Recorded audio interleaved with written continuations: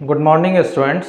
आज के इस वीडियो में हम लोग मैथ की सबसे इम्पोर्टेंट चैप्टर पढ़ने जा रहे हैं जिसका नाम है ट्रिग्नोमेट्री।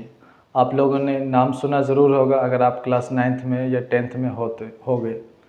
तो यहाँ पे आपको मैं बेसिक से एडवांस तक लेके जाऊँगा। तो आज के इस वीडियो में हम लोग बेसिक चीज़ सीखेंगे, फिर ग्रेजुअली स्लोली हम लोग एडवांस की तरफ भी जाएंगे। तो जैसा कि आप लोग बोर्ड पे देख सकते हो कि ट्रिग्नोमेट्री चैप्टर्स में कुछ इम्पोर्टेंट फार्मूलेज होते हैं, कुछ इम्पोर्टेंट टर्म्स होते हैं जो कि हमको जानना बहुत ही ज़रूरी होता है। सबसे पहले मैं एक चीज़ आपको बताना चाहता हूँ कि जब भी ट्रिग्नोमेट्रिक रेशियोज़ निकालना हो तो उसके लिए आपको ट्रायंगल जो होगा वो हमेशा राइट एंगल ट्रायंगल होगा।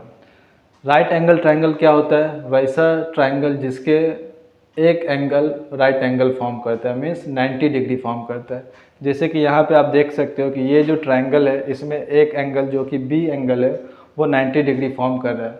तो वैसी ट्रायंगल जिसका एक एंगल 90 डिग्री का हो उस ट्रायंगल को हम लोग क्या नाम बोलेंगे? Right angle triangle. अब बात आती है कि राइट एंगल ट्रायंगल में जो पार्ट्स होते हैं उसका क्या नाम होता है। तो इसके अंदर आपको परपेंडिकुलर दिखेगी, बेस दिखेगा और हाइपोटेन्यूस दिखेगा। ये तीन इंपॉर्टेंट पार्ट्स होते हैं। बट हमको समझ में कैसे आएगा कि ये पार्ट हाइपोटेन्यूस का है, ये पार्ट बेस का है और ये पार्ट परपेंडिकुलर का है? तो मैं आपको बता दूं, जो हाइपोटेन्यूस होता है वो one of the longest side of the triangle होता है। मीन्स ट्रायंगल का सबसे जो लंबा साइड होता है वही हाइपोटेन्यूस कहलाता है। जैसे कि आप देख सकते हो कि ये जो साइड है AC, ये सबसे लंबी साइड है और इसी को हम लोग हाइपोटेन्यूस कहते हैं। बट क्या हम लोग हर जगह इसको मेजरमेंट करके चेक करेंगे?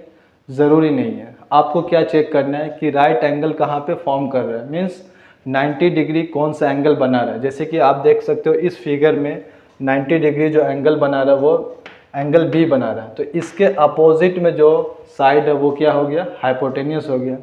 तो इसके अपोजिट में साइड कौन सा है? AC। तो AC एक हाइपोटेन्यूस साइड हो गया। अब बात आती है कि मैं कैसे समझूं कि ये बेस है, ये परपेंडिकुलर है।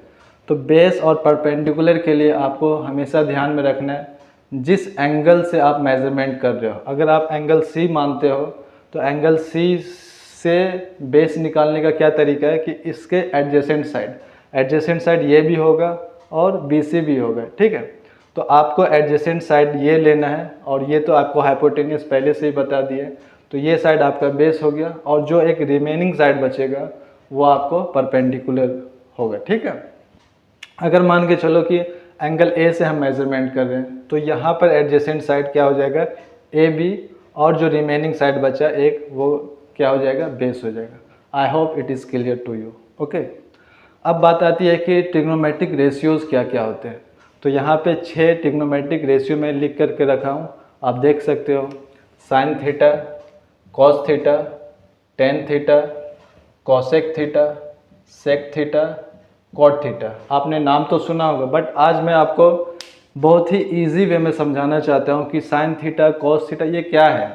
बेसिकली ये रेशियोज़ है डिफरेंट साइड्स ऑफ ट्रायंगल का। जैसे अगर आपसे कोई पूछे कि साइन थीटा क्या है तो आपको बताना है कि साइन थीटा जो है वो परपेंडिकुलर और हाइपोटेन्यूस का रेशियो है। रेशियो किसको बोलते हैं? जब एक नंबर्स को या एक क्वांटिटी को दूसरे क्वांटिटी से हम लोग डिवाइड करते हैं। तो यहाँ पे आप देख सकते हो कि साइन थीटा के सामने क्या लिखा हुआ है? P/H।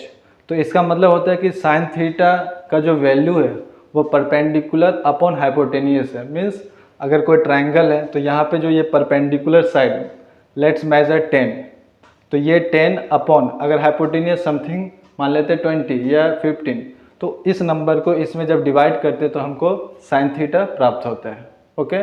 लाइकवाइज आपको अलग अलग ट्रिग्नोमेट्रिक रेशियो यहाँ पे दी हुई है ना। जैसे कॉस थीटा, तो कॉस थीटा किस तरह से निकलेगा? तो base upon hypotenuse. Tan theta किस तरह से निकलेगा? Perpendicular upon base. उसी तरह से कॉसेक थीटा किस तरह से निकलेगा? Hypotenuse upon perpendicular. एक चीज़ और मैं बताना चाहता हूँ आपको जो साइन थीटा है वो अपोजिट होता है कॉसेक थीटा का।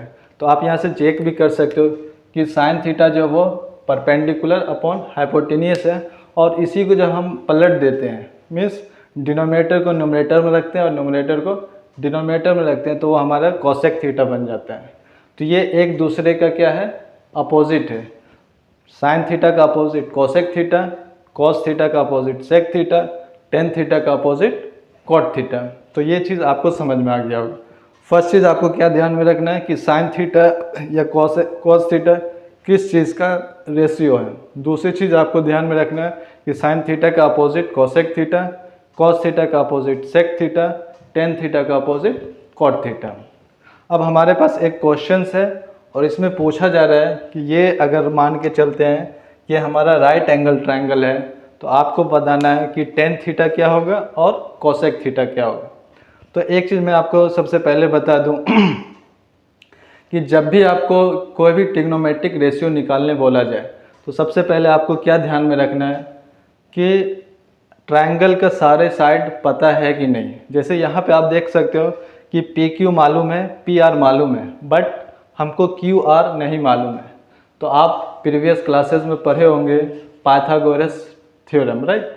तो पाइथागोरस थ्योरम के हेल्प से हम लोग इस क्यू आर का वैल्यू निकाल सकते हैं। तो अगर आपको नहीं मालूम है तो मैं आपको बता दूं कि B square is equals to H square minus P square होता है, या बोल सकते हैं बी बराबर under root H square minus P square. अब देखो एच स्क्वायर, तो यहाँ पे एच का वैल्यू क्या है 5, तो यहाँ पे क्या हो जाएगा 5 का स्क्वायर 25 एंड पी का स्क्वायर कितना हो जाएगा 16। तो 25 माइनस 16 कितना होगा 9, और इसका वैल्यू आपको आ गया प्लस माइनस 3, लेकिन यहाँ पे अभी 3 रखते हैं। तो आपको पता चल गया कि क्यू आर का वैल्यू क्या है 3 सेंटीमीटर। अब आपको क्वेश्चन में पूछा जा रहा है कि टेन थीटा क्या होगा और कोसेक थीटा क्या होगा। तो आप इस ट्रिग्नोमेट्रिक रेशियो पे आओ और चेक करो कि टेन थीटा किसको बोलते हैं। तो टेन थीटा किसको बोलते हैं, P upon B means perpendicular upon base. तो हम लोग नॉर्मली क्या करेंगे, टेन थीटा लिखेंगे और इसके सामने P अपॉन बी लिख करके, अब P क्या है इसके अंदर 4 सेंटीमीटर, तो मैं क्या लिखा 4 सेंटीमीटर, और बेस कितना है 3 सेंटीमीटर, तो मैं क्या लिख दिया 4/3, बस आंसर आ गया। फिर दूसरा क्या है कोसेक थीटा। तो कोसेक थीटा का क्या ट्रिग्नोमेट्रिक रेशियो होता है, तो यहाँ से आप चेक कर सकते हो कोसेक थीटा क्या होता है h अपॉन पी। तो आपको क्या करना है h अपॉन पी का वैल्यू सिर्फ प्लेस कर देना है। तो h कितना है 5 और p कितना है 4। तो आपको आसानी से कोई भी ट्रिग्नोमेट्रिक रेशियो का आंसर आ सकता है। तो इस तरह से आपको कोई भी क्वेश्चंस अगर ट्रिग्नोमेट्रिक रेशियो से रिलेटेड हो तो आप इस तरह से सॉल्व कर सकते हो। पहला चीज़ आपको क्या करना है कि जो साइड नहीं दिया हुआ है तो उसको आप पाइथागोरस थ्योरम के हेल्प से निकाल लोगे। फिर उसके बाद टेन थीटा कोसेक थीटा या कोई भी ट्रिग्नोमेट्रिक रेशियो है वो आप बना सकते हो।